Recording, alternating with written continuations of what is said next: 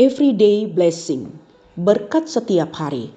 Read the gospel, beritakanlah Injil. Kisah Para Rasul 21 ayat 39. Paulus menjawab, "Aku adalah orang Yahudi dari Tarsus, warga dari kota yang terkenal di Kilkia. Aku minta supaya aku diperbolehkan berbicara kepada orang banyak itu." Ketika Paulus pergi ke Bait Allah untuk mengikuti upacara penyucian Yahudi, Kisah Para Rasul 21 ayat 26, beberapa penghasut yang mengira ia mengajarkan ajaran yang melanggar Taurat berusaha membunuhnya.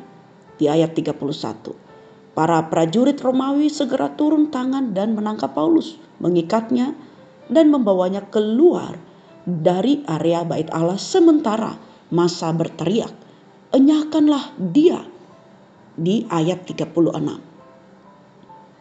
Bagaimana reaksi Paulus terhadap ancaman itu? Ia meminta kepada kepala pasukan agar ia diizinkan berbicara kepada orang-orang itu. Ayat 39. Ketika pemimpin pasukan memberi izin, Paulus yang mungkin sedang terluka dan berdarah-darah berbalik menghadap orang banyak yang marah itu dan mulai menceritakan imannya kepada Yesus. Kisah Para Rasul 22 ayat 1 sampai 16. Peristiwa tersebut terjadi 2000 tahun lalu, sebuah kisah dalam Alkitab yang mungkin sulit untuk dipahami. Respons Paulus di masa lalu menegaskan sebuah kebenaran yang sukar dipahami tetapi sangat penting. Sekalipun Allah mengizinkan kita mengalami masa-masa berat, bahkan penganiayaan sekalipun, tugas kita tetap sama. Beritakanlah Injil. Markus 16 ayat 15. Dia akan menyertai kita dan memberi kita hikmat serta kekuatan untuk membagikan iman kita. Pernahkah kita atau seseorang yang kita kenal mengalami penganiayaan karena iman kepada Kristus? Bagaimana cara kita memberitakan Injil hari ini? Beritakanlah Injil, baik atau tidak baik situasinya.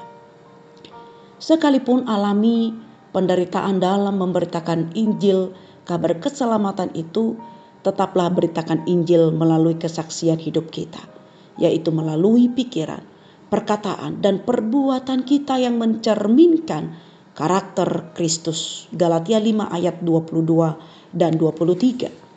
Semua jerih lelah kita tidak pernah sia-sia, karena semua dicatat dan diperhitungkan oleh Tuhan untuk kita menerima mahkota kemuliaan kelak. Misi: bersyukur karena anugerah Tuhan dan giat dalam memberitakan Injil Kerajaan Allah. Kita berdoa. Ya Bapa, kami bersyukur karena kasih kemurahan-Mu dan anugerah keselamatan. Kami mau giat memberitakan Injil Kerajaan Allah bagi keselamatan bangsa-bangsa.